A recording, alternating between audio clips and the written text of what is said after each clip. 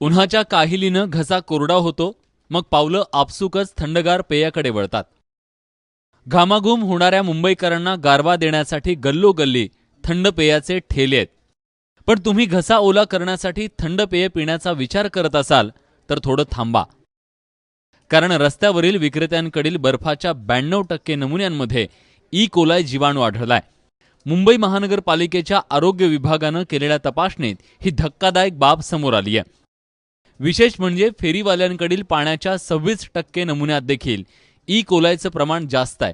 त्यामुळे फक्त बर्फच नाही तर रस्त्यावर पाणी पिणं सुद्धा आजाराला निमंत्रण देऊ शकतं. ई कोलायमुळे नेमकं काय होतं? मानवी विष्ठेमध्ये हा जीवाणू मोठ्या प्रमाणात आढळतो. अतिसार, जुलाब यासारखे आजार होऊ शकतात. बर्फ तयार करण्यासाठी वापरण्यात येणाऱ्या पाण्यातून त्याचा प्रसार होतो. थंड तापमानामुळेही ई कोलायचा प्रादुर्भाव वाढतो. पाण्यापेक्षा बर्फात ई कोलायचं प्रमाण अधिक असतं. फक्त फेरीवाल्यांचा बर्फ किंवा पाण्यातच नाही तर स्वच्छ वाटणाऱ्या काही दुकानांमधील नमुन्यातही ई कोलायचं प्रमाण जास्त आहे.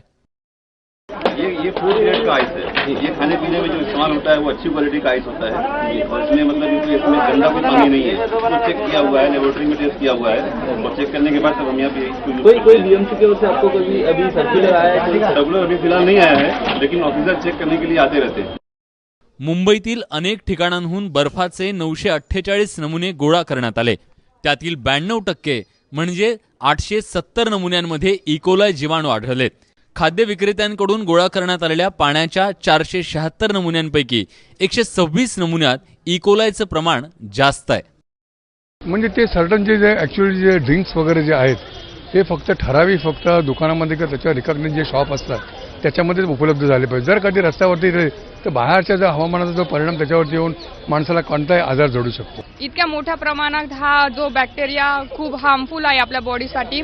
माझ्या मताने तरी महानगरपालिकेने प्रत्येक स्टॉलवर प्युरिट बसवायला लावायला पाहिजे. महानगरपालिकेने तर जास्ती दक्षता घ्यायची की म्हणजे सगळीकडे चेकअप वगैरे टाइम टू टाइम झालं पाहिजे. दूषित पाणी अनेक आजारांना निमंत्रण देतं. अशा परिस्थितीत फेरीवाल्यांकडील पाणी किंवा थंड पेय पिणं धोकादायक ठरू शकतं. त्यामुळे उन्हाच्या झळा आणि घामाच्या धारांपासून वाचण्यासाठी थंडगार पेय पिण्याचा विचार करत असाल तर ते टाळाच.